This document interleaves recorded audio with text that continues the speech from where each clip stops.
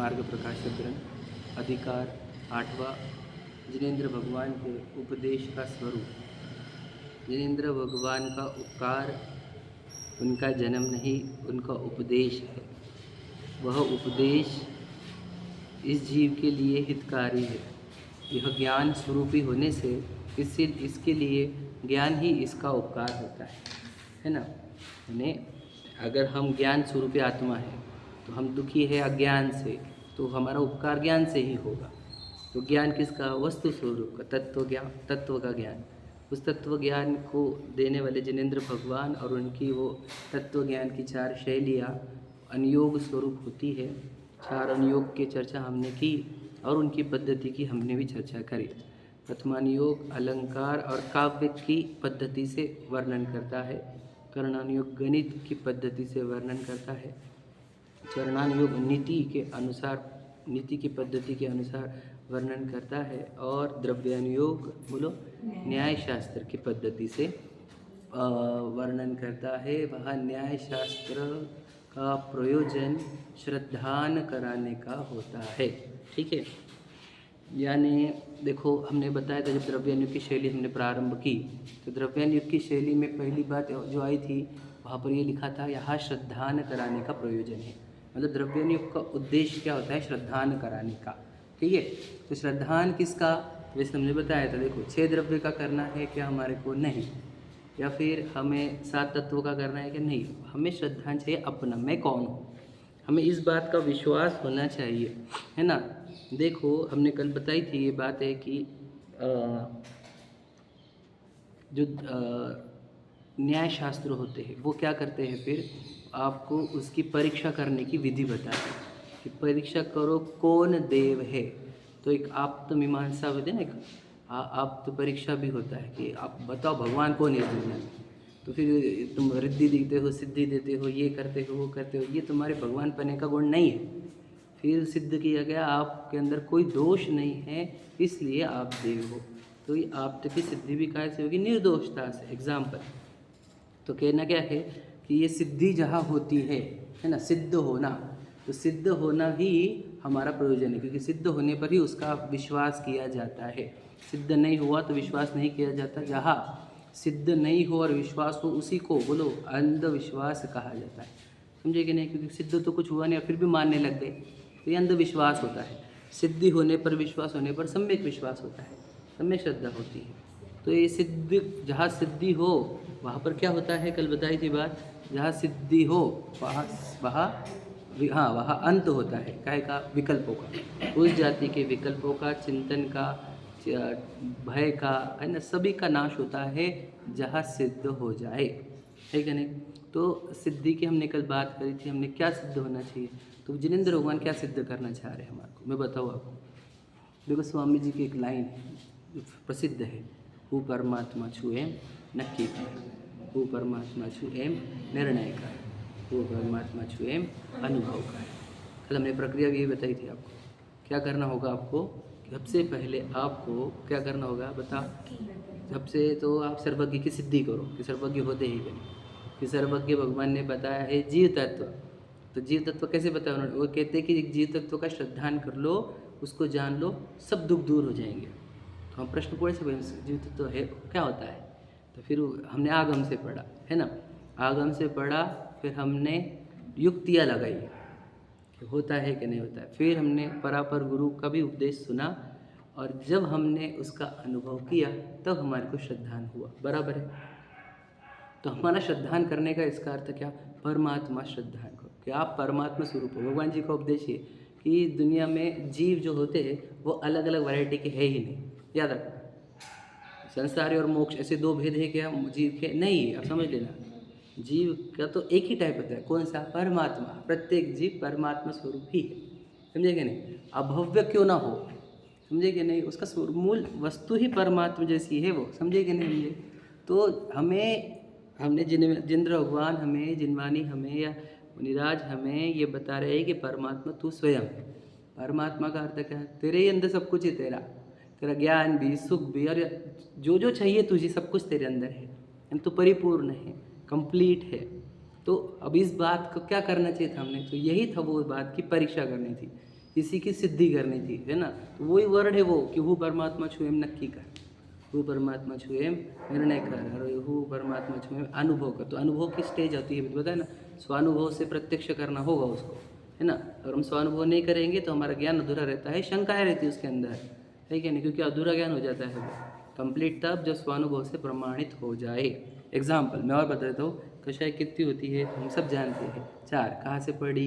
जिनवानी से पढ़ी, किसी से सुनी होगी, विद्वान वगैरह से। अब बता कषाय का अर्थ क्या? जो आत्मा को कसे। तो ये सब क्या है? ये सब आगम कथन है, समझे कि नहीं समझे? युक्तियाँ लगाई क्या हमने कभी? कषाय को समझने के लिए युक्तियाँ लगाई क्या? प्रश्न ये है, बताओ। परापर गुरु के उपदेश के बाद हमने कभी उसको स्वानुभव से प्रत्यक्ष किया क्या? कषाय दुखदायी होती है, बताइए।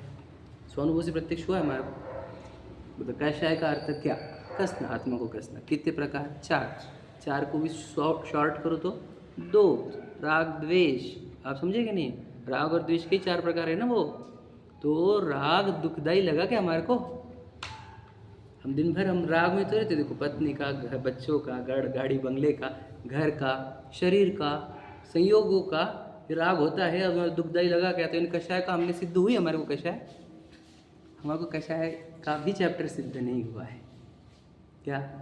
बताओ। मोह का है ना, मोह अंधकार विनाशना है, तो बताओ मोह का अंधकार होता है, ये सिद्ध हुआ हमारे को?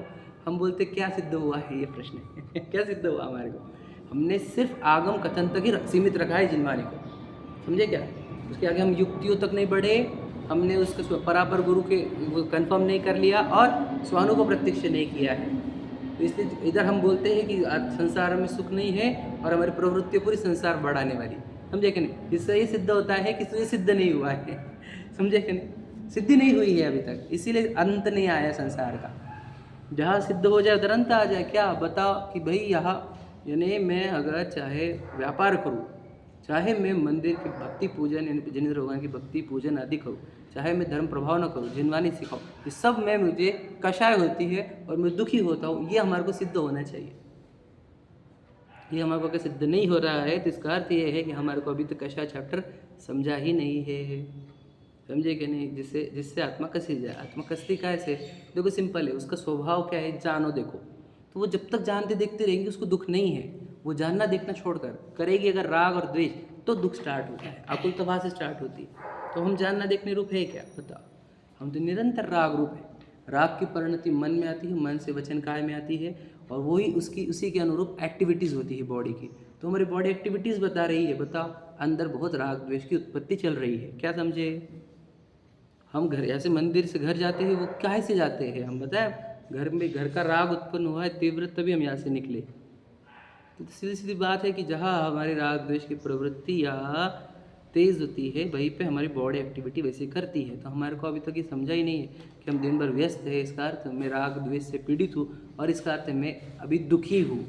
हमारी दिक्कत ही हम तो यही नहीं मानते कि हम दुखी भी है कि सुखी है।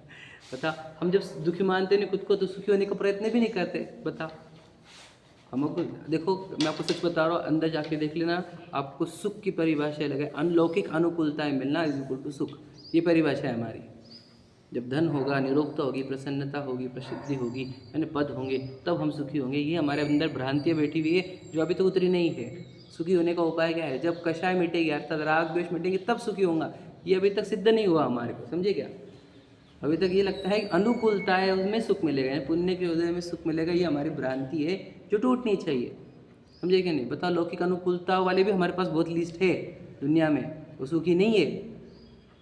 तो अभी तक हमें लॉजिक उल्टे लग रहे फिर इसका अर्थ है क्या नहीं? तो सिद्ध करो खुद को कि भाई जब कषाय का अभाव होगा तब सुख होगा। जहाँ कषाय अभाव होता है वहीं पे प्रसन्नता, एकदम आनंद प्रारंभ होता है। ये तो रूल है। अब ट्राई करके देखो, थोड़ी देर के लिए कषाय डाउन करो, देखो कितना आनंद बरसता है अंदर से। इसका अर्थ ये है कि हमने इसको स्वानुभव से प्रत्यक्ष नहीं किया, है ना। हमने बस आगम पढ़कर उसको छोड़ दिया, न युक्तियाँ लगाई, न स्वानुभव प्रत्यक्ष किया। तो स्वानुभव प्रत्यक्ष करना होगा हर चीज़ को। 4 कषाय का चैप्टर ही तो कर लो आप, बाकी तो छोड़ ही दो, है क्या नहीं? 4 कषाय का चैप्टर समझ लोगे तो कषाय किसी जो आत्मा कस, यानी कस आत्मा को कैसे, मतलब कोई तीसरी आत्मा नहीं, वो मैं जो मुझे कस नहीं है उसको कषाय कहते हैं। अभी स्वाध्याय के लिए आया हो तो अभी कषाय चल रही है, बिल्कुल कषाय चल रही है। सिखाने का राग होगा, प्रसिद्धि का राग होगा, है कि नहीं? दोनों भी तो तड़पाने वाले हैं, प्रसिद्धि का तीव्र है, सिखाने का मध्यम है कि नहीं? तो है तो दोनों भी कषाय ही ना। अभी तो ये प्रवृत्तियाँ हो रही है, इतने शरीर के कष्ट देकर भी बोला जाता है जैसे कभी कभी, तो कहना क्या एकाएक का है, कषाय का ही तो फल। निर्मल शांत रह सकते थे ना आप अकेले स्वभाव में अपने, और वो नहीं रह रहे ना, तो इसका अर्थ यहाँ पर भी तड़पन है, ये समझना होगा। जब ये समझोगे तब आपको भगवान जी सुखी दिखेंगे। समझे क्या? सुखी मतलब को दुनिया में कितने जीव सुखी है, क्वांटिटी बताओ बताओ देवेम भैया, कितने जीव सुखी दुनिया में? जो कषाय से रहित है। हाँ, कितने हैं वो? हाँ, अनंत राशि तो हो सकती है सिद्ध भगवान की, पर 5 परमेष्टि के सिवा छठवा कोई सुखी नहीं है, याद रख। एक भी बता देना 5 परमेष्टि के बिना सुखी कोई नहीं है, ये समझना होगा। तो फिर नमोकार मंत्र में हमारे जो सार आएगा, जो आना चाहिए, ठीक है। तो ये मैंने बता दिया, न्याय शास्त्र से हमारे को जब तक सिद्ध ना हो तब तक हम आगे बढ़े ही नहीं है, ये याद रखना। हम कितने भी बोले हमारे ये हो गया, 8वां अधिकार हो गया, समय हमारे बहुत बार हो गया, मोक्ष मार्ग प्रकाशक, कितने बार रिपीट वही लोगे, नया सब्जेक्ट चालू करो हम तो कहते बाल बुद्ध पढ़ो वापस से, है कि नहीं? मेरे एक फ्रेंड है, वो हमेशा ही बोलते हैं, अरे बाल बुद्ध अच्छा कर लिया ना लोगों ने, बाकी कुछ पढ़ने की जरूरत नहीं, ऐसे बोलते हैं वो जनरली। बाल बुद्ध भी बहुत कुछ है सच बता रहा हूँ मैं आपको। मतलब मैं देखता था रविंद्र जी भी उनके प्रवचन में बाल बुद्ध की लाइन्स कोट करते थे, मतलब वो भी पढ़ते थे बाल बुद्ध, क्योंकि बाल बुद्ध बहुत गजब लिखा। उतने पे ही हम अगर श्रद्धान कर ले, सिद्धि कर ले उसकी, तो हो जाए। क्योंकि 4 कषाय का चैप्टर, 5 पाप का चैप्टर, जीव अजीव का चैप्टर, सब वहाँ से तो आया। विचार करो आप। तो हमने अच्छे से अभ्यास करना चाहिए, आगे की शास्त्र बढ़ाते मत जाओ, सिद्ध करो खुद को, है ना? जितने सिद्ध करोगे उतनी शांति भी मिलेगी, ठीक है। पढ़ते प्रश्न है, अब देखो। हाँ, तो चारों अनुयोगों की पद्धति हमने पढ़ ली, अब आगे प्रश्न है। यहाँ कोई कहे अलंकार, गणित, नीति, न्याय का ज्ञान तो पंडितों के होता है, समझे क्या? कि अलंकार, गणित, नीति, न्याय, समझे कि नहीं? चारों पद्धतियाँ है ना। अलंकार हो गया प्रथमान योग, गणित हो गया करणान योग, न्याय हुआ द्रव्यान योग, और कौन सा नीति हो गया चरणान योग। तो ये तो पंडितों के होता है कि नहीं? तुच्छ बुद्धि समझे नहीं, इसलिए सीधा कथन क्यों नहीं किया, समझे कि नहीं? अब ये जो आप इतनी इसमें पद्धति डाल रहे हो, मतलब क्या? कहानियाँ सीधी सीधी भाषा में नहीं, उसमें अलंकार डालते हो, आप काव्य भी डालते हो। फिर तुम अगर कर्णान लिखो तो डेंजर गणित लिखते हो, है क्या नहीं? अगर तुम नीतियाँ लिख के रखते हो इधर चरणान योग में और द्रव्यान योग में न्याय के विषय, तो ये तो सब पंडितों के काम के ही, हमारे काम के। फिर तुच्छ बुद्धि जिनके ज्ञान कम है, ऐसे जीव नहीं पढ़ सकेंगे ना, तो आप क्यों लिखते हो इतने कठिन, है ना? इतनी कठिन पद्धतियों से इनका वर्णन क्यों हुआ है? सरल पद्धति से करते, सरल भाषा में करते, समझे क्या? प्रश्न समझेगा पहली बार। मैं बहुत मतलब मैं आपको बताऊँ क्या, मैं करीब 3-4 महीने से 6 महीने से इस क्वेश्चन में हूँ। क्या कि मैं बोले, जब इतना सरल है धर्म, तो इतने कठिन लैंग्वेज का प्रयोग क्यों होता है धर्म में? सिंपल धर्म, मैं आपको बता दूँ 2-3 लाइन में अगर धर्म सीखना है पूरा, तो इच्छा दुख रूप है, समझे क्या नहीं? और मिथ्यात्व के कारण इच्छा होती है, समझे कि नहीं? मिथ्यात्व हटाए बिना इच्छा नाश नहीं होती, मिथ्यात्व हटने पर इच्छा खत्म होना स्टार्ट होती है, और इच्छा का अभाव होने पर पूर्ण सुखी होते हैं। बस इतना ही धर्म है और कुछ है नहीं। राग द्वेष भी इच्छा के ही प्रकार है, समझे क्या? और फिर वो ये छोड़ो, वो छोड़ो, ये खाना छोड़ो, वो खाना, वो सब राग द्वेष छोड़ना ही है, इच्छा छोड़ना ही है, समझे क्या कह रहा हूँ मैं? वो धर्म तो कितना ईजी है, फिर ये इतनी कठिन लैंग्वेज क्यों? प्रश्न ये था हमारा। यार लोगों को एकदम ईजी भाषा में भी समझाया जा सकता था, ये इतने कॉम्प्लिकेट करके क्यों किया? क्योंकि बहुत से लोग देखता हूँ ना, मैं ये शब्दों में तो उलझे हुए, लेकिन जो बेसिक कंसेप्ट है ना वो वीक हो गए, मतलब मर्म नहीं समझते उसका। तो हम ये प्रश्न उठता ही है कि आप सरल भाषा में लिखते हैं ना शास्त्रों को, ऐसे जटिल भाषा, या फिर ये नीतियों का, पद्धतियों का प्रयोग क्यों किया गया? तो उसका जवाब है ये, ठीक है। देखो, शास्त्र है सो मुख्य रूप से पंडितों और चतुरों के अभ्यास करने योग्य है। देखो एक कैसा डेंजर कोटेशन है क्लियर बोल दिया उन्होंने, भैया ये शास्त्र जो है ये पंडितों के और चतुरों के पढ़ने योग्य है। सिंपल बात वही है, समझे क्या? मतलब क्या होगा फिर? जनरल लोगों ने साध्य नहीं करने का, ऐसा अर्थ होता है कि इसका प्रश्न ये है, समझे क्या? सच में बता रहा हूँ मैं आपको। जनरल पब्लिक कैसे पढ़ेंगे ये? एग्जाम्पल तत्वासूत्र ले लो, अब जनरल पब्लिक पढ़ेंगे तत्वासूत्र, क्या समझेगा उनको? अब उसका एक्सप्लेनेशन भी करो तो भी कम लोगों को समझता है आप समझे क्या? समझदार जी की गाथा है, टीका है, आप समझ लो, प्राकृत, संस्कृत, फिर उसमें भी हम बताए ना कैसे कैसे नए यूज़ करते हैं वो अमृतचंद्र जी जैसे आचार्य जी। अभी तो सब पंडितों के चतुरों के काम है ये, है कि नहीं। कहानियाँ भले ही पब्लिक वाइज होती है लेकिन उसमें भी काव्य का प्रयोग होता है, अलंकार की भाषा होती है कि नहीं। तो फिर वो भी तो चतुरों के ही काम का है कि क्यों अलंकार यूज़ किया गया और कैसा अलंकार यूज़ किया गया, रियलिटी ऐसी है कि नहीं है, ठीक है। तो ये सब बातें तो पंडितों के चतुरों के ही लिए है, ऐसे क्लियर लिख रहे हैं वो। तो यानी ये शास्त्र वही पकड़ पाएंगे, पंडित और चतुर, ठीक है। देखो, यदि अलंकार आदि आमनाय सहित कथन हो तो उनका मन लगे। समझ में सब पंडित चतुर है वो, तो उनको अगर तुम ऐसी ही कैसी भाषा में बोलोगे, वो तो पहले इतना ब्रिलियंट है, ठीक है नहीं, शोएब समाधिक है, तो फिर वो उसको तुम ऐसी सादी सादा लिखोगे तो उसका मन नहीं लगेगा वहाँ पर, समझे क्या नहीं। तो मन लगना चाहिए, तो उसको अलंकार की भाषा से ही उसको वहाँ पर रखा जाता है, टिकाया जाता है। तथा जो तुच्छ बुद्धि है उनको पंडित समझा दे, समझे जो भैया तुमने समझ मेरे शास्त्र तो पंडितों से सीख ले भैया। पंडित का अर्थ है पर कोई व्यक्ति, मतलब मुनिराज को भी पंडित कहा जाता है जो ज्ञान में प्रखर हो, बस समझे, उसका अर्थ पंडित है ना। कोई व्यक्ति मतलब गृहस्थ और मुनि के एंगल से नहीं है, वो ज्ञान में जिसका प्रबलता है, अच्छी है, उसको पंडित कहते। तो तुच्छ बुद्धि किन से सीखे, पंडितों से। इसलिए याद रखना कि पहले शास्त्र से मुनिराज पढ़ते थे, पहले की प्रक्रिया, स्वामी जी आने के बाद वो चेंज हुआ है ना, कि उनके बाद क्या हुआ, फिर सब पढ़ने लगे, सामने शास्त्र सबके और पढ़ने लग गए। मैं आपको बताऊँ, मुमुक्षु समाज में ऐसी खासियत है कि जहाँ पे मैक्सिमम लोग एक्सपर्ट लेवल पर चलते हैं शास्त्रों में, बाकी लोगों में प्राइमरी लेवल भी नहीं है। जहाँ पे तो बहुत, मुमुक्षु समाज में आपको बहुत प्रखर दिखेंगे लोग ऐसे जो पढ़ सकते हैं, शास्त्रों का मर्म निकाल सकते हैं, समझ में। तो कहना ये है कि पहले तो ट्रेंड था ही नहीं, तो टोडरमल जी थे, अब टोडरमल जी पढ़ते थे, वो सिखाते थे। टोडरमल जी 300 साल हो गए, पर वो पढ़ने वाले टोडरमल जी, और फिर वो सिखाते थे लोगों को, समझे क्या नहीं। पहले के लोग तो और अनपढ़, वो तो और शास्त्र नहीं समझते थे, ठीक है नहीं। टोडरमल जी ने कितनी भाषाएं लर्न कर ली थी, पढ़ते थे, तो विचार करो। तो कहना क्या है कि बाकी लोग जो है वे पंडित से सीख ले, ऐसा क्लियर लिखा हुआ है। क्यों, तुम्हारे को वो समझ में नहीं आएंगे, मैं अलंकार, नीतियाँ आदि आदि, समझ रहे, वो वहाँ पर समझ में नहीं आएगी, और तुम अर्थ का अनर्थ कर लोगे, तो पंडितों से सीखो, समझे क्या नहीं। मतलब जिसका ज्ञान प्रबल है, जो इसका मर्म निकाल कर अपने अंदर उतार चुका है, उनसे सीखो, याद रखना। इसलिए सीखने को कहा है, याद रखना। अगर आप प्रबल, देखो दो सिंपल याद रख, आप खुद को पूछ लेना कि मैं पंडित वाले ज्ञान, मतलब मेरा ज्ञान ऐसा है क्या कि मैं अर्थ निकाल सकता हूँ। अगर ऐसा है तो आप खुद पढ़ो, मुख्यतः से आपने खुद नहीं पढ़ना चाहिए, ठीक है। अगर आपको लग रहा है कि नहीं, मैं मेरे ज्ञान से इतना अर्थ नहीं निकाल पाता हूँ, तो आपने सीखना ही चाहिए दूसरों से। तब ये ज़बरदस्ती ने पकड़ना, नहीं मैं मेरा खुद से पढ़ूंगा, मैं मेरा खुद से पढ़ूंगा, भैया नहीं होगा तेरे, बहुत फर्क पड़ता है। हाँ, फिर वही लाइन हम पढ़ेंगे और समझाए कोई, तो अर्थ तो होता है ना फ़र्क।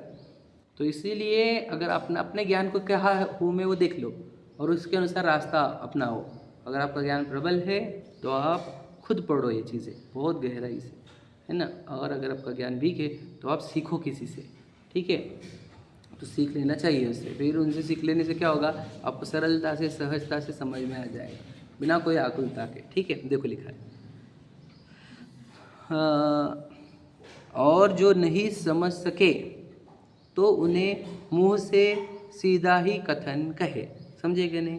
मतलब क्या, नहीं समझ रखना तो सादी सादी भाषा में भैया इतना कर ले, ठीक है।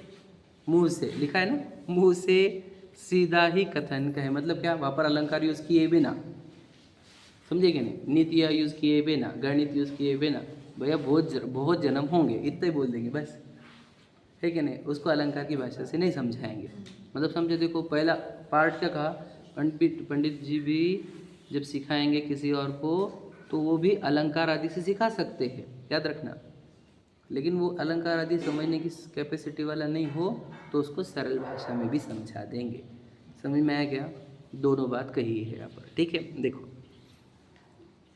परंतु ग्रंथों में सीधा कथन लिखने से विशेष बुद्धिजीव उनके अभ्यास में विशेष नहीं प्रवर्ते, समझे क्या। अगर वहाँ पे ग्रंथों में सरल सरल भाषाएं लिख दी जाएगी तो जो विशेष बुद्धि वाले जीव है तो वो पढ़ेंगे ही नहीं, उनको लगेंगे क्या है यहाँ पर, ठीक है नहीं, सरल सरल तो लिखा हुआ है, ठीक है ना। तो सरल ग्रंथ नहीं पढ़ते वैसे, समझे कि जहाँ पर ये पद्धतियाँ यूज़ नहीं की गई हो, इसलिए अलंकार आदि आमनाएं सहित करते हैं। लॉजिक समझा? अलंकार की भाषा क्यों यूज़ होती है, यानी ये पद्धतियाँ क्यों यूज़ हुई? ये विशेष ज्ञान के धारक पंडित विद्वान आदि यानी जिनका ज्ञान प्रबल हो ऐसा उन जीवों के लिए लिखे हुए हैं, है ना।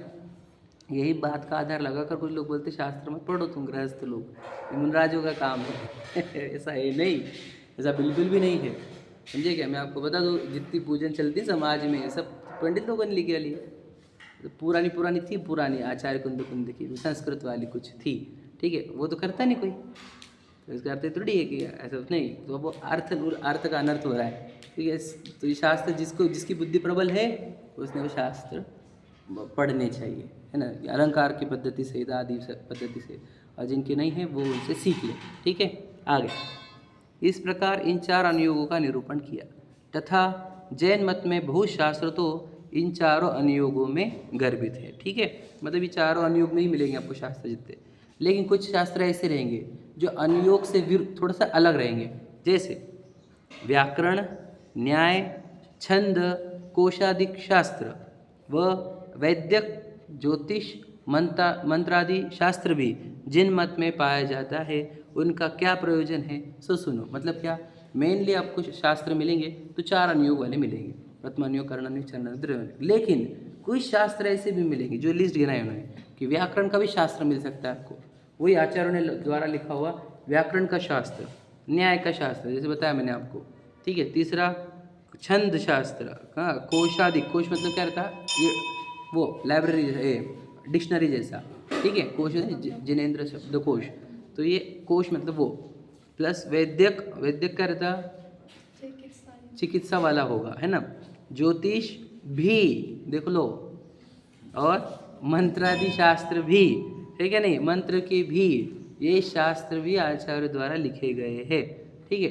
अब आप बोलेंगे कि यही तो गड़बड़ हो गई, ये लोग तो इसका यूज़ करने लग गए, आप समझेगा। मैं आपको ऐसे बहुत सारे लोग बताऊंगा कि जो ऊपर के 4 अनुयोग का अभ्यास नहीं करते, लेकिन ये नीचे वाली लिस्ट का अभ्यास करते, समझिएगा। इसमें ज्योतिष वाले, वैद्यक वाले, समझेगा नहीं, वो वाले शास्त्र यूज़ करते। तो अपन बोल रहे कि लिखे क्यों फिर तुमने, लोग भटक रहे हैं ना उसके चक्कर में। प्रश्न समझ में आया क्या जरूरत थी उन लिखने की? 4 अनुयोग में लिखते, आत्मकल्याण वाले शास्त्र लिखते तुम, 4 अनुयोग से आत्मकल्याण होता है तो वो वाले शास्त्र लिखते, ये वाले क्यों लिख दिए? प्रश्न समझेगा। क्या लगता है आपको, आपके अंदर क्या उत्तर है, क्यों लिखा होगा ये शास्त्र, क्यों लिखेंगे? लॉजिक समझ में आ गया? टोटल मंजिल दिया है, बढ़िया, एकदम गजब का लॉजिक दिया है उन्होंने। हमको समझ में आना चाहिए ना कि लॉजिक क्या है, कि ये शास्त्र क्यों लिख के रखे तुमने, ज्योतिष के, मंत्र के, है ना, वैद्यक के, क्या काम था इसका, क्या जरूरत है? और तुम तो महाव्रती, तो आत्मकल्याण करने के लिए निकले हो, फिर तुम ये लौकिक शास्त्र क्यों लिख रहे? ऐसा नहीं है, ये लौकिक नहीं है, उसका लॉजिक क्या है वो बता रहे, देखो ध्यान सुनना। अभी अपन कहाँ तक पढ़े? हाँ, अब अपन व्याकरण, न्याय आदि शास्त्र क्यों होते हैं उसका प्रयोजन पढ़ रहे हैं। हाँ, वो तो याद रखना, तो वो तो गणधरों का काम है, गणधर अलग बात है। ये तो अभी हम गणधर की बात नहीं कर रहे, गणधरों के बाद, समझे क्या नहीं, जिन्होंने लिखे हैं उनके प्रश्न उठे हैं, ठीक है। अब हम तो ये इनका प्रयोजन क्या है, अब वो स्टार्ट कर रहे बताना, उसमें अब व्याकरण और न्याय के शास्त्रों का क्या प्रयोजन है वो बता रहे हैं अब, ठीक है। व्याकरण न्यायादिक का अभ्यास होने पर अनुयोग रूप शास्त्रों का अभ्यास हो सकता है, इसलिए व्याकरण आदि शास्त्र का है, समझे क्या नहीं। मतलब अगर आप न्याय शास्त्र का और व्याकरण शास्त्र का अभ्यास करोगे तब आपको 4 अनुयोग अच्छे से समझ में आएंगे, इसलिए व्याकरण और न्याय शास्त्र लिखे गए हैं। समझ में 2 बात समझ में कि व्याकरण समझे बिना आपको संस्कृत की जो समझो टीकाएँ हैं, हाँ, आप उसका अर्थ निकाल ही नहीं सकते। देखो मेरे को ना क्या, बचपन में जब पढ़ाई का टाइम था तब हम डिस्टर्ब थे समझ लीजिए, या फिर हम बराबर ध्यान नहीं देते थे पढ़ाई में, तो मात्राएं नहीं समझ में आती है ना, कि पहली कब लगती, दूसरी कब लगती, पहला औकार कब लगता, मेरे को नहीं आता ध्यान में, आज भी नहीं आता, ठीक है। तब वो टाइम में पढ़ाई नहीं करी, बाद में भी नहीं समझा उसको। तो जैसे तो जीतना और जीतना, ये दोनों में अंतर है, पता है आपको क्या अंतर है? बता। जैसे कल मेरे को किसी ने भेजा था मैसेज, तो जीतना का अर्थ होता है कि विन है ना, विक्ट्री, और जीतना का अर्थ क्या होता है कि जितना, क्वांटिटी, कि जितना तू देगा उतना मैं दूंगा, समझे कि नहीं। और दोनों सेम लिखे वाले, सिर्फ बस मात्रा में अंतर है। तो अब जो व्याकरण पकड़ने वाले हैं, व्याकरण का अभ्यास, तो ये व्याकरण में आता है ना, पहली मात्रा कब, दूसरी मात्रा कब। तो जब ये शास्त्र की टीका लिखी जाती है, मान के चलो अमृतचंद्र जी ने लिख के चले गए, संस्कृत में लिखी हुई, तो जिसे व्याकरण का अभ्यास नहीं है वो जितना को जितना कर देगा आप समझे, और सब सब अर्थ का अनर्थ हो जाता है, समझ लीजिए, समझे क्या। तो इसलिए हमेशा ये जो व्याकरण का अभ्यास अनुयुगों के अभ्यास में सहायक होता है, समझे। क्योंकि पूरे जो गद्य और पद्य फॉर्मेट में, गद्य पद्य फॉर्मेट में जो पुराने जो है हमारे ग्रंथ, तो पद्य तो वो तो पूरा व्याकरण में लिखे रहते कि इतने मात्रा ही होने चाहिए वो छंद के अंदर, समझे क्या नहीं। गाथा छंद तो इतनी मात्राओं वाला, ये वाला छंद इतनी मात्राओं वाला, वो तो इतना परफेक्ट मैच किया रहता है कि इतनी मात्रा ही यूज़ होगी इसके अंदर, जिसको आप लयबद्ध तरीके से बोला जा सकता है। तो फिर वहाँ पर तो व्याकरण का ही प्रयोग है। वहाँ पर एक आधे ने मात्र टाइप लिखते हुए किसी ने आ की जगह अ कर दिया हो, ठीक है, तो वो पढ़ने वाले करेक्ट कर लेंगे, रेफरेंस कहते हुए एक मात्रा मिसिंग दिख रही है, समझे क्या। फिर उससे अर्थ अनर्थ हो रहा था, आ की जगह अ कर दिया किसी ने, समझ रहे कि नहीं। तो यहाँ पे एक मात्रा मिसिंग है, तो एक मात्रा मिसिंग है तो उसको करेक्ट करो, तब ये गाथा सही निकलेगी, अर्थ सही निकलेगा। तो व्याकरण का अर्थ समझ रहे आप। बहुत अच्छा एग्जाम्पल इसका वो है, कौन सा बोलो, भूत बलियर पुष्पदंत जी, समझे क्या। एक मात्रा कम और एक मात्रा ज़्यादा, मतलब वो एग्जाम्पल इसके लिए है कि जिनवानी में मात्रा भी आप बदल नहीं सकते। एक मात्रा बदल दोगे तो आपका पूरा की पूरा कंसेप्ट ही चेंज हो जाएगा, है कि नहीं, समझे कि नहीं। तो ये मात्राओं की एकदम सटीकता आपको कौन सिखाता है, व्याकरण शास्त्र सिखाते हैं। और याद रखना, मैं आपको बताऊँ, अक्षर और कुछ नहीं होते, अक्षर एक कंसेप्ट को समझाने वाले होते हैं, समझे कि नहीं। जो अक्षर होते हैं वो क्या बताया मैंने आपको, वो वाचक है और उससे वाच्य पे जाना पड़ता है। तो वाचक में अगर मात्रा का अंतर हुआ तो वाच्य में मात्रा का अंतर होने से ज्ञान की प्राप्ति नहीं होती, क्या समझे। इसलिए जो हमारे आचार्य थे पुराने, उन्होंने मतलब अब वो उसका अर्थ बता रहे हैं, उन्होंने इतने सटीक तरीके से मात्राएं सही लिखी ताकि कोई इससे गलत अर्थ ना निकाल ले, आप समझे कि नहीं। आचार्य कुंद भी कहते 5वीं गाथा में, समझे कि नहीं, दर्शाओ तो करना प्रमाण, न छल ग्रहो स्खल ना बने। एखादा स्खल मेरे से हो गया तो क्या करना, छल ग्रहण मत कर लेना, विचार करो। तो वो तो हुआ ही नहीं उनसे, लेकिन बोलना चाह रहे कि मात्राओं का इतना ध्यान दिया जाता है, या समझ रहे क्या। तो इसलिए बोलते ना, पढ़ते हुए शुद्ध पढ़ना चाहिए। तो इसीलिए है वो पढ़ने का, क्योंकि तुम मात्रा गड़बड़ कर दोगे अर्थ अनर्थ हो जाएंगी, समझे क्या। अब बोलते हुए भी याद रखना, पहले अगर है मात्रा तो उसको अलग बोला जाता है, दूसरी मात्रा है तो अलग बोला जाता है। वो अंतर होता है, वो बोलने वाले जो एक्सपर्ट होते हैं उनको समझ में आता है, आप लोगों को तो नहीं आता। पहले बोला आपको, अब मात्रा ही नहीं समझते हमारे को अभी तक। हाँ, स्लो रहती है, हाँ वो समझ में ना, ये रहता है, ऐसा ही है। तो उल्टा बोलेंगे, हाँ पहले में स्लो है और दूसरे में फास्ट है, बराबर है। हाँ, पहले में स्लो है और दूसरे में फास्ट है, स्पीड में। हाँ अपन पहले ना तो जल्दी बोलते हैं ऐसे। नहीं, दूसरे को जल्दी बोला जाता है, पहले को खींचा जाता है ना, समझे कि नहीं, सच में समझ रहे कि नहीं। जाती और जाती ऐसे बोल रहे ना, तो ये समझ लो, समझो वो इम्पोर्टेंट नहीं है, ग्रामर कितना इम्पोर्टेंट है ये बताना है हमारे को। तो उसके प्रोनाउंसिएशन में भी अंतर होता है, अगर मात्रा अंतर हो गई तो, समझ गए। तो मात्राओं का कितना ध्यान देना चाहिए ये समझ में आया। तो ये मात्रा का इतना एक्सपर्टीज लेवल पर अभ्यास तो वो विद्वान ही करेगा, जो बताया पंडित कर पाएंगे, और फिर वो शास्त्र को देख कर बता पाएंगे यहाँ पे अर्थ ये निकलता है, समझे क्या। तो इसलिए व्याकरण के शास्त्र लिखना जरूरी थे, समझे। तो ये व्याकरण शास्त्र का प्रयोजन। अब दूसरा न्याय शास्त्र, कल तो बता दिया मैंने, न्याय शास्त्र क्यों चाहिए। न्याय शास्त्र से इसकी जब सिद्धियाँ होती है तभी उसको द्रव्यानुयोग समझ में आएगा, समझे कि नहीं। न्याय शास्त्र ने पहले सिद्ध करके दिया सर्वज्ञ होते हैं। भगवान जी कैसे होते हैं, जिनके अंदर राग द्वेष ना हो वही भगवान हो सकते हैं, ऐसा सिद्ध करके अगर आ गए आप, तो उन्होंने बताया है कि तू जीव द्रव्य है, परमात्मा तत्व है, तब तुझे उसका विश्वास होगा, द्रव्यानुयोग के ऊपर विश्वास होगा, तब तेरा सम्यक दर्शन, सम्यक ज्ञान, सम्यक चारित्र होगा, तू निर्वाण को प्राप्त होगा। इसलिए न्याय शास्त्र द्रव्यानुयोग के शास्त्र समझने के लिए प्रयोजनकारी है, समझ में आया। अब उसका अर्थ, अब वो प्रश्न जो पूछ रहे हैं उसका अर्थ कि आप भाषा रूप सीधा कथन कहे, है ना, करते तो व्याकरण आदि का क्या प्रयोजन था। अब सीधा भाषा बोलते ना, जैसे अभी मैं आपको समझा रहा हूँ, कौन सी भाषा का प्रयोग कर रहा हूँ, हिंदी, मुख्यतः से हिंदी, उसमें कभी अंग्रेजी भी आ जाते, कभी मराठी वर्ड भी आ जाते हैं, बराबर है कि नहीं। तो भाषा रूप लिखते ना तो फिर संस्कृत प्राकृत भी क्यों पहले तो, है ना, और फिर तो उसके अंदर व्याकरण भी इतना क्यों, इतने छंद, इतने मात्राएं, इतना क्यों जटिल बनाया है इसको, ऐसा प्रश्न है। समझ में आया क्या। सरल रखते, ज़्यादा लोगों को समझ में आता, समझे कि नहीं। अगर तुम हिंदी में लिख के चल जाते तो ज़्यादा लोग सीख लेते। तुम संस्कृत प्राकृत करें तो कितने लोग उसी भी मुंह मोड़ते हैं संस्कृत प्राकृत से। पहले वो चलती थी क्या, बोले तो समझने वाला। बिल्कुल सही बात है, मैं आपको बता देता हूँ आपको। फिर उन सब को याद रखना, वहाँ पर भी बोली भाषा में नहीं लिखा गया है, ध्यान से सुन लेना क्या बोला मैंने, साहित्य की भाषा में लिखा है। आप समझे कि नहीं। साहित्य की भाषा को लिटरेचर बोलते हैं ना, लिटरेचर की भाषा है संस्कृत प्राकृत, बोली भाषा नहीं। बोली भाषा क्या होती है, बोली भाषा अपभ्रंश होती है। देखो वर्ड लिखा है अपभ्रंश, मैं बताऊँ आपको, मैंने कुछ वर्ड बताए भी थे आपको अपभ्रंश के, नीचे पढ़ो, देखो क्या लिखा है। उत्तर, भाषा तो अपभ्रंश रूप अशुद्ध वाणी है। ये क्या रहता है ये अपभ्रंश, मतलब क्या, बोलो।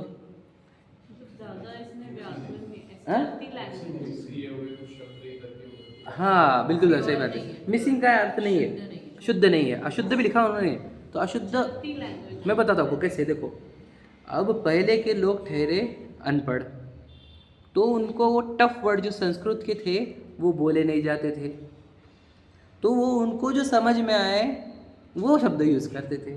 मैंने आपको बताया था नहीं, ऐसे बहुत सारे शब्द है, मेरे को बहुत याद आते हैं, मतलब दिखते रहते बार बार, लेकिन अभी याद नहीं आ रहे। उसमें से मैंने आपको एक बताया था, कौन सा, कि जो हम जिसको थुल्ली बोलते हैं, है ना, थुल्ली, वो एक्चुअल वर्ड क्या है, स्थूली। समझे क्या, स्थूल। हाँ हाँ हाँ, जैसे तो हर एक शब्द अगर आप देखेंगे तो इसका संस्कृत, जैसे मात्र, तो मातृ नहीं होगी तो माता होगी। आप समझे कि नहीं, तो मात्र से आया हुआ है वो, समझे कि नहीं। फिर मातृ भी नहीं आ रहा है, माता भी नहीं आ रहा है, तो माँ, तो माँ भाषा जो है, माँ शब्द जो है, अब ये कहाँ से आ गया, तो इसे समझ लेना अपभ्रंश होकर आया है। एग्जाम्पल समझे कि क्या कह रहा हूँ मैं, ये माँ का ही लिए नहीं बोल रहा हूँ मैं, हर शब्द के देखेंगे आप, तो वो ओरिजिनल शब्द नहीं बोल पाते थे क्योंकि वो संस्कृत थे, कठिन थे, उसके अंदर जबान भी ऐसी शार्प होनी चाहिए जो ऐसे लप लप लप लप लप करे ऐसी, तब वो शब्द बोले जा सकते थे। जैसे आप देख लेना, जैसे तत्वासूत्र लर्न करो बोलते ना, क्या भैया, तो आपकी जबान साफ होगी, है कि नहीं। तो वो आपको भ्रंश मतलब क्या, वो बोला तो ये शब्द गया था, जैसे वो गेम होता है, देखो कि हमने इधर से 4 लाइन बोली इसको, तो वो दूसरे को बोलते बोलते बोलते एंड में तो कुछ अलग ही लाइन आती है, वो सुना है आपने गेम देखा भी होगा। तो ये क्या होता है कि वो एक को हमने ये बोला, वो दूसरे को तीसरा बोलता है, तीसरे को चौथा बोलता है, तो ऐसा भ्रष्ट होते चलती है भाषाएं, समझे क्या नहीं। आजकल तो देखो हिंदी भी इतनी वीक हो गई लोगों की, पढ़ते हैं 94, मतलब क्या रहता है 94 94, तो ये अब अगली पीढ़ी 2 पीढ़ी के बाद सब 94 बोलेंगे, तो 94 गायब हो जाएगा, तो 94 हो जाएंगी बोली भाषा, अशुद्ध वाणी, समझे कि नहीं समझे। तो ऐसा शब्द बिगड़ते जाते हैं, याद रखना, डे बाय डे बिगड़ते जाते हैं, समझे कि नहीं। तो उसको अपभ्रंश कहते हैं, समझे, अपभ्रंश। और फिर अशुद्ध, 2 वर्ड यूज़ किए हैं। तो भाषा तो अपभ्रंश रूप है, अशुद्ध वाणी है ना। देश देश में और है, समझे क्या नहीं, ये क्या हो गया, देश देश में मतलब क्या, हर जगह अलग अलग भी बोली जाती है, समझे क्या। जैसे आपको बताओ, प्राकृत जो है उस बहुत मैच करती है मराठी जो है वो प्राकृत से बहुत मैच करती है, वो शब्द है मराठी के और प्राकृत के सेम, समझे क्या। तो ये यहाँ पर देखो, मतलब सोचो महाराष्ट्र के लोगों का प्राकृत से कनेक्शन था, मतलब यहाँ समझ रहे क्या नहीं।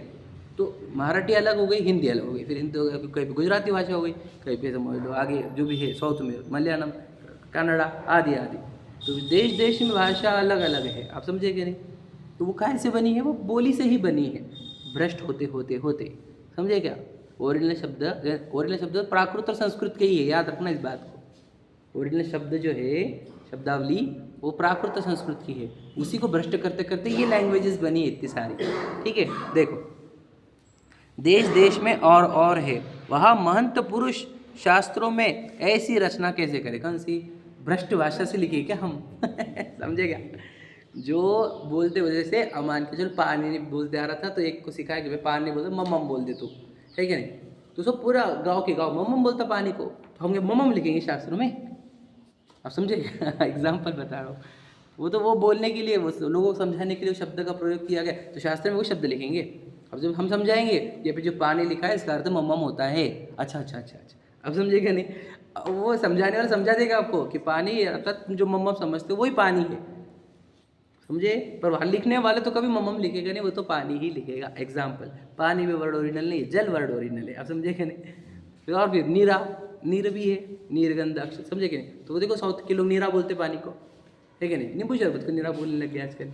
एग्जाम्पल, तो बोलना क्या चाह रहे हैं हम, मूल शब्द जो है प्राकृत संस्कृत के उसी में लिखा जाएगा, अपभ्रंश हुए वाले शब्दों में नहीं लिखा जाएगा, ठीक। देखो, तो महंत पुरुष शास्त्रों में ऐसी रचना कैसे करें, वो तो महंत है, उनको तो पूरी शब्दावली आती है, तो वो क्यों लिखेंगे ऐसे भ्रष्ट शब्द, समझे कि नहीं। तथा व्याकरण न्यायाधीश द्वारा जैसे यथार्थ सूक्ष्म अर्थ का निरूपण होता है वैसा सीधी भाषा में नहीं हो सकता। याद रखना, हमारे को अगर टू द पॉइंट एकदम शार्प में अगर कोई बात बतानी है तो व्याकरण और न्याय की भाषा से ही बोला जा सकता है, समझे कि नहीं। वो आपकी सादी भाषा में नहीं बोला जा सकता, इसलिए व्याकरण और न्याय का प्रयोग करना अत्यंत आवश्यक होता है शास्त्रों में। हम बच्चों को लिटरेचर सब्जेक्ट है, अभी सोचो क्यों सिखा रहे हो, प्रश्न है हमारा, उनकी एज क्या है बताओ, और उनको लिटरेचर सिखाया जा रहा है, क्यों। अब लिटरेचर इंग्लिश, यानी इंग्लिश के दो पार्ट है ना, नॉर्मल इंग्लिश और लिटरेचर, और सोचो क्यों इतना टफ लिटरेचर सिखाया जा रहा है, ताकि तुम जब पढ़ो ग्रंथों को, यानी वो वाले उनके वाले, तो आप उसका अर्थ निकाल पाओ, है क्या नहीं, समझे क्या नहीं। वहाँ पर लिटरेचर अलग से सिखाया जा रहा है, मतलब इंग्लिश अलग है लिटरेचर अलग है। तो इंग्लिश क्या है, इंग्लिश और लिटरेचर में अंतर क्या है, इंग्लिश जो है वो अपभ्रंश है और लिटरेचर है वो ओरिजिनल है, ऐसा समझ के चलना। एग्जाम्पल, तो जो लिटरेचर लिखते हैं, यानी जिन्होंने लिखे बुक्स, उन्होंने तो लिटरेचर की भाषा में ही लिखे हैं, नॉर्मल इंग्लिश में नहीं लिखे, समझे क्या। बस ऐसे ही क्या, नॉवेल्स वगैरह जो रहते हैं, हाँ, तो वो कौन सी भाषा में लिखे जाएंगे, लिटरेचर की भाषा में, है ना, वो नॉर्मल इंग्लिश की भाषा में नहीं लिखे जाएंगे, है ना। शेक्सपियर जो है लिटरेचर की भाषा में लिखेगा, समझे। एग्जाम्पल यही, मुझे कोई लेन देन नहीं उनसे, और पढ़ना भी नहीं चाहिए, वो पागल लोग हैं वो, समझे क्या, भ्रष्ट लोग हैं वो, अपना अपना अभ्यास करो। महान जिनेंद्र भगवान की वाणी है, और आचार्य हमारे उनसे भी ज़बरदस्त है, समझेगा। हम क्या क्या लिख के गए, हमको इससे फुर्सत नहीं भैया, दूसरा का पढ़ेंगे हम। तो कहना है कि वहाँ पे इंग्लिश जो लैंग्वेज में भी लिटरेचर की भाषा एक है और नॉर्मल इंग्लिश वो एक है, ठीक है। इंग्लिश में भी देखो तुम लोग बोलते बोलते कुछ भी वर्ड बना लिए उन्होंने, है ना, बहुत सारे शॉर्टकट बना दिए हैं, ठीक है। तो इसका अर्थ ये होता है कि महत्वपूर्ण ऐसी भाषा में लिखेंगे नहीं, और जब सूक्ष्म बात बतानी है तो हमारे को वो भाषा ही लगेगी, अपभ्रंश वाली भाषा नहीं चलेगी, संस्कृत की, प्राकृत की, या फिर उसमें भी व्याकरण न्याय की भाषा ही लगेगी, तभी वो सूक्ष्म निरूपण किया जा सकता है। अब जीव द्रव्य समझाना है हमारे को, हम सादी भाषा में समझाते बैठेंगे तो नहीं समझेंगे आप, समझेंगे। उपयोग लक्षणम बताओ, ऐसे कठिन वर्ड है। अब बहुत से लोग उपयोग लक्षण सुन के समझते, अब अपने तो दिमाग के बाहर का ही है। अब सारा भाषा में क्या है, वो कि जो जानता देखता है वही आत्मा है ना, ये है उसका उपयोग लक्षणम का अर्थ। पर वो लिखेंगे थोड़े ऐसा कि जो जानता देखता है वो आत्मा, ऐसा नहीं लिखे जाएंगे आचार्य कुछ लिखे उपयोग लक्षणम। फिर जो पढ़कर समझेगा वो बताएगा भैया जानना देखना ही आत्मा है, ऐसा समझ ले, समझे क्या। तो संस्कृत प्राकृत का प्रयोग और व्याकरण न्याय का प्रयोग आपको वो टेक्निकली सही रखने के लिए, कल चल के कोई जानने देखने वाला मतलब आंखें भी जीव है ऐसा अर्थ ना निकाल ले कल चल के, समझे क्या आप, समझे क्या, ऐसे अनर्थ ना हो, इसके लिए उपयोग हो लक्षणम, ताकि वो टेक्निकली सही रहे हमेशा। सोचो 2000 साल हो गए, कितना बिगड़ सकता था बताओ, बोला बिगड़ सकता था क्या नहीं, क्योंकि कितनी भाषा चेंज हो गई। अब जो 2000 साल पहले जो बोला जाती थी और आज बोली जा रही है वो सेम भाषा है क्या, बिल्कुल आपको बता नहीं सकता। 200 साल पहले की भाषा और अभी की भाषा अलग है। अब सोचो अपने घर में मारवाड़ी बोलते थे हम, बच्चे हिंदी बोल रहे, तो भाषा में कितना अंतर हो रहा है। 50-50 साल में इतनी भाषा भ्रष्ट हो रही है, आप समझ लीजिए। थोड़े दिन बाद मारवाड़ी नहीं बोल पाएंगे हमारे बच्चे, मतलब हमारी पीढ़ियाँ, तो बोले क्या रहते मारवाड़ी वगैरह। तो कहना क्या चाह रहे हैं कि जो भाषा इतनी भ्रष्ट होती है 50-50 100 साल में, 2000 साल से लेकर आज तक ये बात बनी हुई है। कौन सी, जो आचार्य कुंद सिखाना चाह रहे थे हमारे को, है ना, जो हमारे को धरसेनाचार्य सिखाना चाह रहे थे, वो भाषा आज तक क्यों बनी हुई है, क्योंकि उन्होंने उसको ऐसी भाषा में लिखा जिसके अंदर वो मूल शब्द है और व्याकरण और न्याय से उसको बांध के रखा है, इसके लिए अभी तक भ्रष्ट नहीं हुआ। जो वो बोलना चाहते थे वो आज तक यहाँ तक सीमित है, बिल्कुल वैसे के वैसे इंटैक्ट मिला हुआ है हमारे को। जो दर्शनाचार्य जी ने पुष्पेंद्र बहुत बोली को दिया था, जो आचार्य कुंद ने लिखा था, वो इंटैक्ट फॉर्मेट में इसीलिए है क्योंकि वो न्याय और व्याकरण के माध्यम से मूल भाषाओं में लिखा गया है। समझे क्या? बहुत गहरी बात है। आपको क्या क्या बताए हम, तो हृदय चाहिए हमारे को समझने का कि हमारे साथ क्या क्या हुआ है। हमारे भाग्य 2000 मुझे ये मिले इसलिए 2000 पहले लिख के रखे आचार्य कुंद ने। क्या समझते तुम कि कोई जीव आएगा 2000 वर्ष के बाद उसको ये तत्व ज्ञान मिलेगा इसलिए लिख के जाओ? तो सोचो हमारे को कौन लिख के दिया, कब से आया है, कैसे आया है, वो विचार करो। इसके बीच में का ट्रैवलिंग टाइम अपने देखा नहीं कैसे कैसे बीता है कि इसको बचाओ। इसको बचाने के लिए किसी ने प्राण की आहुति दी, बताओ। अकलंग निकलंग की कहानी देखी आपने? निकलंग जी बोले तू जा, तू एक पार्टी में 2 पार्टी भैया जाओ। तो अकलंग जी ने बोले मैं जीवन भर तक आखिर दम तक जिन धर्म के प्रभाव न करूँगा। दीक्षा भी ली, समझो, दीक्षा शादी ब्यादी का चक्कर नहीं। पूरा की पूरा 400 साल तक भारत से बौद्ध धर्म खत्म हो गया था जब तक अकलंग जी थे। मैंने बताया भी बात। तो सोचो ये जीवों ने इस वो अकलंग जी ने कितना मेहनत करी होंगी कि ये जो आई हुई है बात ये ना चली जाए वापस से। इसलिए उन्होंने बहुत सारे शास्त्र लिख के गए। बताओ नाम बताओ, कदा स्टोरी में देखेगा ना अकलंग निकलंग जी की स्टोरी में? बोलो। आचार्य अकलंग जी ने बहुत शास्त्र लिखे, उसमें है, मतलब मुझे भी याद नहीं आ रहा, अकलंग जी का ही है स्तोत्र, देवागम स्तोत्र वगैरह भी शायद, मुझे एग्जैक्टली नहीं याद। परमागम स्तोत्र शायद, फिर भी कंफर्म नहीं है, देख लेना। मुझे बोलना ये है कि उन्होंने भी ये लिख कर गए कि भैया जा, और वो सब संस्कृत में है। समझे क्या? तो गजब का काम हुआ है हमारे पूर्वजों ने किया है कि हमारे हाँ दीक्षा मुनि दीक्षा थी। अरे बाप रे, क्या बताएं। भाई को अपने आंखों के सामने मरता हुआ देखा उन्होंने। उनके भाई की चिता पर तो उन्होंने एक भावना भाई थी कि आखिरी शरीर के अंतिम सांस तक जिन धर्म की प्रभाव न करो। विचार करो, करी उन्होंने जितनी करी उन्होंने। बहुत गजब का। अब क्या बताएं हम इतिहास, ये सोचो तो समझ में आता है कि हमारे पास क्या आया है। ठीक है, ये आपको लग रहा है ना इजीली चलो जाओ स्वाध्याय को, कभी जाओ कभी नहीं, समझ नहीं रहे इसकी वैल्यू क्या है। अब तक ये बात लाने के लिए बहुत मेहनत हुई वाली। सोचो यही ग्रंथ को आपले पहुँचाने के लिए हाथी के नीचे को चलना पड़ा। आपको पता है? हाँ, प्राणों की आहुति पर ही लिखा गया भाई। आपको बताओ इन्होंने जब लिखा 5वां अधिकार, इन्होंने वो शिव पुराण के वो वाली बातें निकली जो एकदम ऐसी बातें लिखी कि जो बहुत भ्रष्ट थी, बहुत खराब थी। तो पता है क्या, ये शास्त्र की वजह से उन्होंने उनके शास्त्र में सब वो लाइनें उड़ा डाली। पता है आपको? अब नए ग्रंथों में आपको ये वाली बातें मिलेंगी ही नहीं जो इन्होंने कोट करके गए हैं। पता है आपको? तो उनको मारने के पीछे बहुत बड़ा षड्यंत्र खेला गया, सब जैनों को भी भ्रष्ट किया गया, और वो हिंदू उन्होंने क्योंकि भैया इन्होंने बहुत डेंजर लिख दी हुई, ये शास्त्र खत्म करो यहाँ पर। तो उन्होंने अपने शास्त्र एडिट कर दिए पूरे, और अभी नए शास्त्रों में ये वो सब गलतियाँ दिखेंगी नहीं आपको जो इन्होंने लिख के गए। तो सोचो क्या ताकत थी उनके अंदर, जहाँ पे राजा इस मत का है उसके विरुद्ध लिख रहे हैं अपन। ये ताकत कहाँ से आती है? ये तत्व ज्ञान की ताकत है। मैं सत्य लिखूंगा, सत्य किसी के ही दबाव में सत्य नहीं बदलेगा, जो सत्य है वो लिखा जाएगा बस। तो सोचो यहाँ तक पहुँचाने के लिए क्या क्या मेहनत हुई है। मैं बताना चाह रहा हूँ, हम बहुत ईजी लेते हैं इसको, बहुत कैजुअल लेते हैं। बहुत गजब का काम हुआ है, और हम बहुत भाग्य भी हमारा गजब का है ना। अब इसका सार्थक करो, बस इतना ही बोलना है। भाषा आपको अपभ्रंश मिली है, मूल भाषाओं का अभ्यास करो, मस्त व्याकरण का भी अभ्यास होना चाहिए। जिसकी बुद्धि तीक्ष्ण है उसने करना चाहिए, और फिर उसने ये सब करके अपने अंदर बहुत अच्छे से जिनवानी को उतारना चाहिए। और फिर आनंदित जीवन जीता है तो सबको पता था भी भाई बहुत आनंद है इसके अंदर, बहुत ही गजब का है मार्ग ऐसा। तो कहना ये है कि भाषा तो मूल रहेगी, वो संस्कृत प्राकृत रहेगी, और वो भी व्याकरण और न्याय के अंदर कोडेड रहेगी। देखो, इसलिए व्याकरण आदि आमनाय से वर्णन किया है, सो अपनी बुद्धि के अनुसार, समझ में, थोड़ा बहुत इनका अभ्यास करके अनुयोग रूप प्रयोजनभूत शास्त्रों का अभ्यास करना। मतलब क्लियर पता है? अगर आपके पास बुद्धि है, जितनी बुद्धि है उसके अनुसार थोड़ा व्याकरण थोड़ा न्याय का अभ्यास करो, और फिर बाद में अनुयोगों का अभ्यास करो। वो अनुयोगों में तो डायरेक्ट आत्महित ही है हमारा, समझ में। अब कोई बोलेगा नहीं मैं तो न्याय व्याकरण ही पढ़ते बैठूंगा पूरी ज़िंदगी भर, तो बर्बाद कर देगा मनुष्य को। तो व्याकरण में कोई बर्बाद नहीं करता, लेकिन कई और जगह है जहाँ पर बर्बाद होता है। बताओ कहाँ?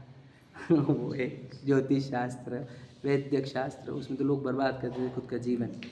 वो हमारे मूल आगम नहीं है, 4 अनुयोग मूल आगम है, 4 अनुयोग को सहकारी वो कथन है। ठीक है, चलो समय हो गया। सहजानंद